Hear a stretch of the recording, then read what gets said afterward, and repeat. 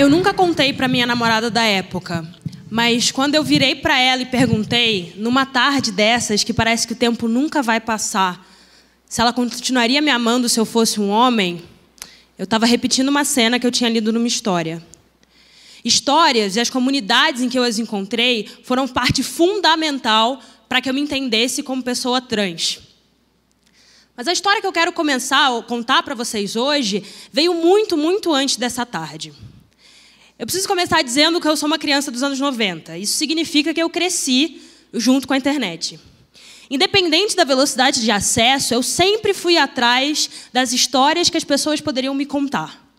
Seja trocando blogs na madrugada, internet discada com os meus amigos, até as dezenas de vídeos que eu posso ver hoje semanalmente do YouTube, essas redes de histórias sempre me inspiraram a encontrar representações do que eu podia ser.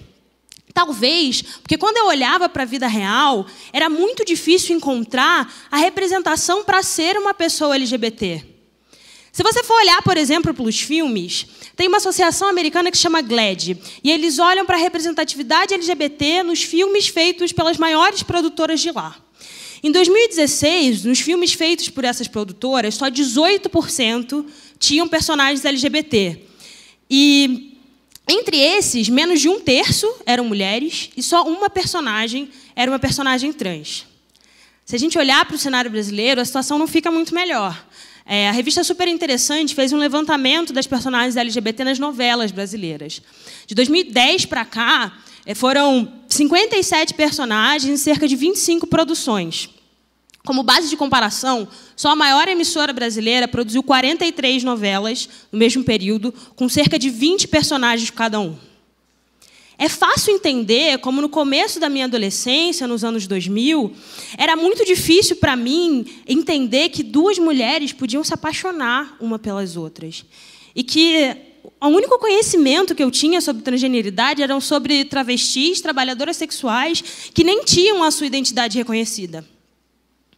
Mas tinha um assunto que eu dominava nessa época: Harry Potter.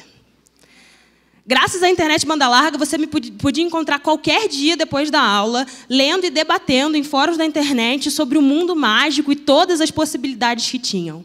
E foi numa dessas viagens que eu encontrei as fanfictions, histórias de ficção escritas por fãs. Pessoas que gastavam seu tempo criando destinos alternativos para os personagens ou expandindo os universos originais. E, por algum motivo, pessoas que escrevem fanfictions têm uma certa obsessão por personagens LGBT. Talvez exatamente por não encontrar esses personagens em nenhum outro lugar. Abriu um novo mundo de possibilidades para mim. Pela primeira vez, eu consegui ler uma história sobre duas mulheres que se apaixonavam e tinham um relacionamento saudável.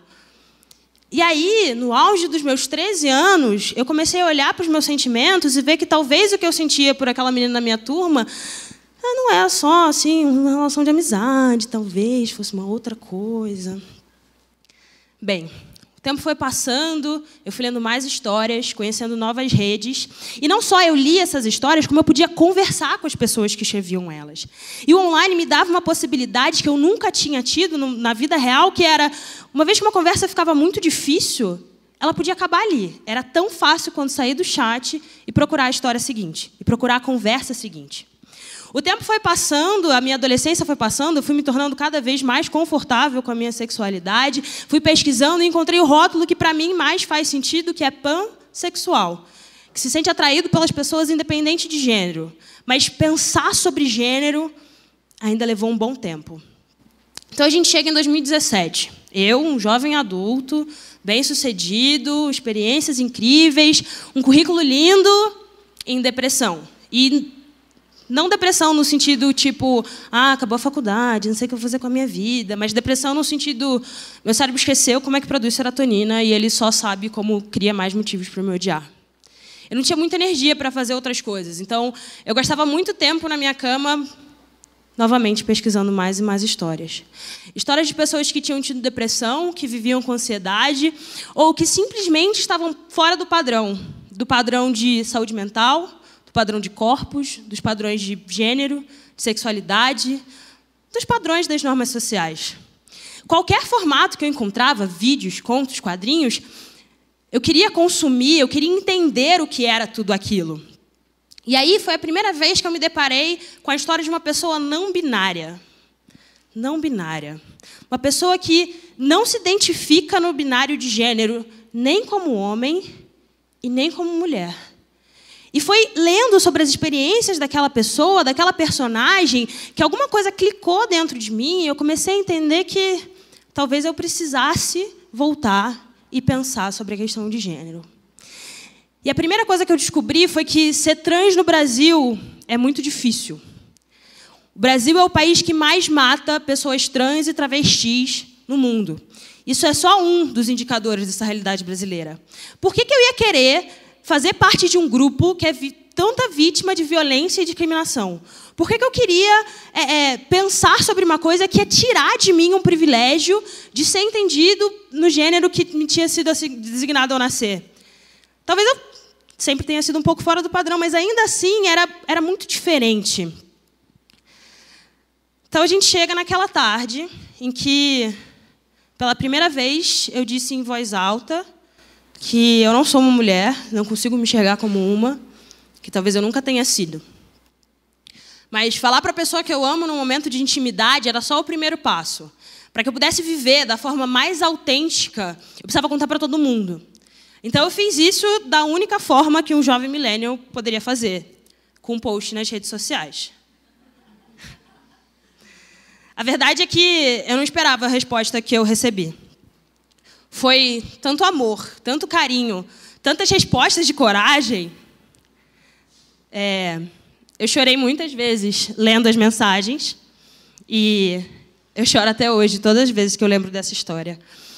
Mas eu acho que o melhor não foi só o que as pessoas vieram falar sobre mim, mas quando as pessoas vieram compartilhar as próprias histórias. Pessoas que eu conhecia, pessoas que eu não conhecia, que eram próximas, não tão próximas, amigos de conhecidos, que um dia talvez eu tenha cruzado num evento do TED, que queriam falar sobre as reflexões que tinham tido, as dúvidas que tinham, as repercussões. E aí, para mim, ficou muito claro que tudo bem ter dúvidas, tudo bem não saber, tudo bem se questionar e tudo bem se descobrir. E que essas redes fazem parte de novas redes que a gente vai gerando. Então, eu fui buscando cada vez mais e mais histórias para me encontrar. Dentro das histórias que eu procurei no YouTube, por exemplo, para mim foram muito fortes, muitos exemplos. Eu fui encontrar a Ashley Wild, que conseguiu mobilizar mais de 1000 pessoas para contar sobre as suas experiências, nas suas descobertas sobre identidade de gênero. Ash Hardell, que vai falar sobre como faz parte ter dúvidas, não entender e mudar de ideia quando você vai explorar a sua própria sexualidade, a sua própria identidade de gênero. E o Luca Najjar, um homem trans brasileiro, que vai falar sobre a realidade de ser trans no Brasil e as dificuldades de ter os seus direitos sendo válidos, né? Então, as histórias são muito grandes. E quando elas chegam... E quando eu conto a minha história, eu reparo que eu estou abrindo uma porta não só para mim, mas para outras pessoas. E eu acho importante contar isso porque a minha história foi de muita sorte. Eu tive acesso ao conhecimento que eu precisava para me entender. Eu tenho uma família que me ama e que me aceita como eu sou. Eu tive as amizades que me apoiaram quando eu achei que eu não ia mais conseguir. Eu tive as redes dentro e fora da internet que me permitiram chegar até aqui. Mas essa não é a realidade da maior parte da comunidade LGBT. Quando eu olho para esses números, eu sei que ainda tem muito que precisa ser feito. Existem muitos espaços e muitas redes sendo construídas que permitem que as pessoas se entendam, se sintam acolhidas, se descubram. Mas existe um caminho muito grande para que essas redes sejam transpostas e saiam de pequenos locais, saiam só da internet e venham para a vida real. E é por isso que todas as vezes que eu tenho a oportunidade de contar a minha história, eu conto não como se fosse só minha, mas como se eu pudesse abrir espaço para que várias outras vozes que hoje não podem ou não conseguem usar as próprias vozes para falar, tenham esse espaço. Para que as comunidades LGBT, para que as pessoas possam, as pessoas LGBT, as identidades LGBT, sejam entendidas, sejam espalhadas, não só em redes, dentro da internet. Obrigada.